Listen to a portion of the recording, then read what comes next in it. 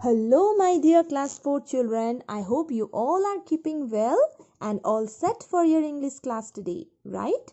So, today we shall start another lesson in English 1, that is chapter 15, verbs. So, verbs we have already learned in class 3, they are called action words, right? So, verbs are the words that show what someone or something does. That means action words, or we can say doing words, right? So like for example, walking, singing, crying, they are all verbs. Now children, look at the following examples. Butterflies have wings. I am happy. Next, Tanvi does yoga regularly. Ravi did his homework yesterday. So now children, the words am, is, are, was, were, do, does, did, has, have and had, they are also called verbs. They are all verbs because they tell us what a person or thing does, that is action, or what a person or thing is, that means they show being, or what a person or thing has, that means shows possession or ownership. Now children, first of all, let us discuss about verbs that show action.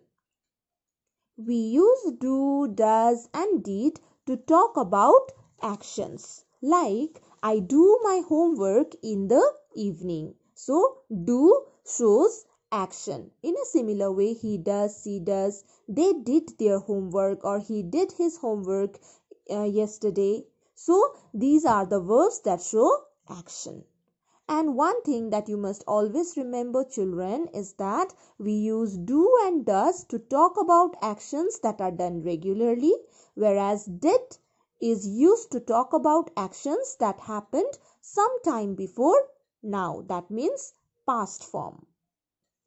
Now children, do is always used with the pronoun you, I, we, they, and also with plural nouns, more than one nouns, whereas does with he, she, it and singular noun forms.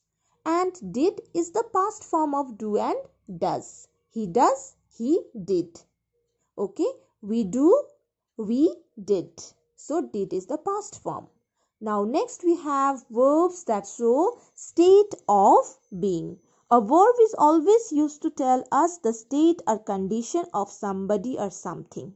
Okay, like for example, I'm 7 years old, or we have she is a teacher. Next, they are in the study room.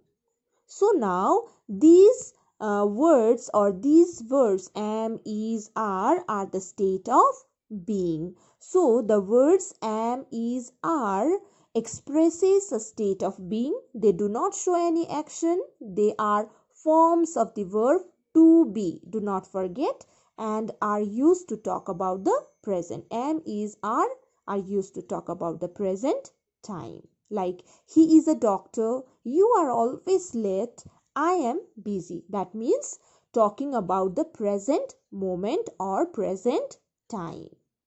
Whereas was and were are also called state of being or to be verbs, but they are the past form of am, is and are.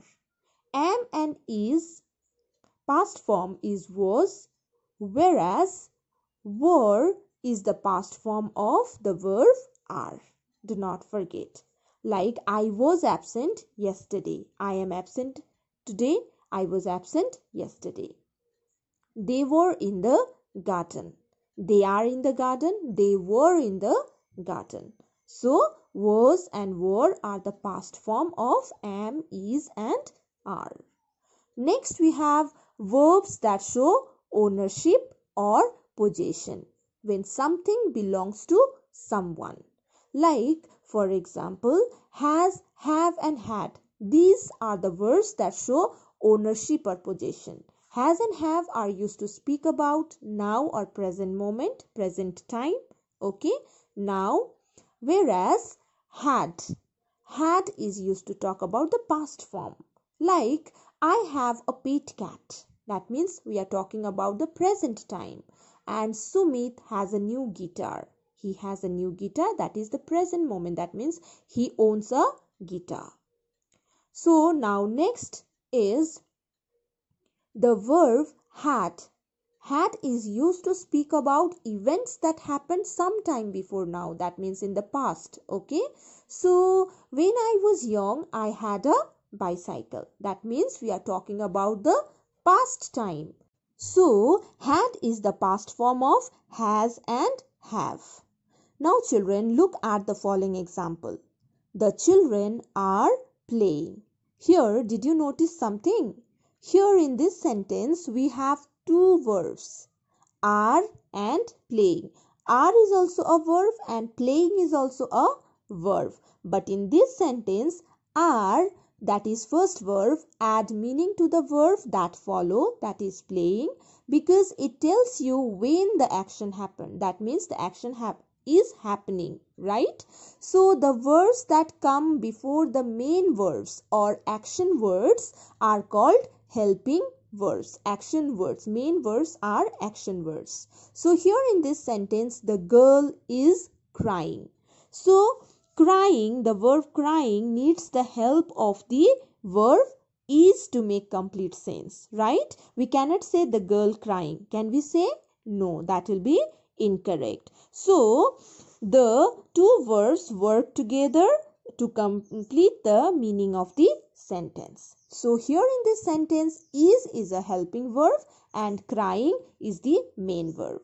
In a similar way, the words do, does, did, am, is, are, was, were, has, have and had, they are all called helping verbs because they add meaning to a sentence. And one thing that you must remember, children, is that helping verbs are used before verbs that end in ed or ing. Do not forget. Okay, helping verbs are used before verbs that end in ed or ing. Understood? I hope this is clear to you. Now children, I want you to read the lesson carefully and do the exercises in the textbook itself, but only after reading the lesson properly. Okay, read them. So thank you very much children for watching the video and have a wonderful day ahead. Bye.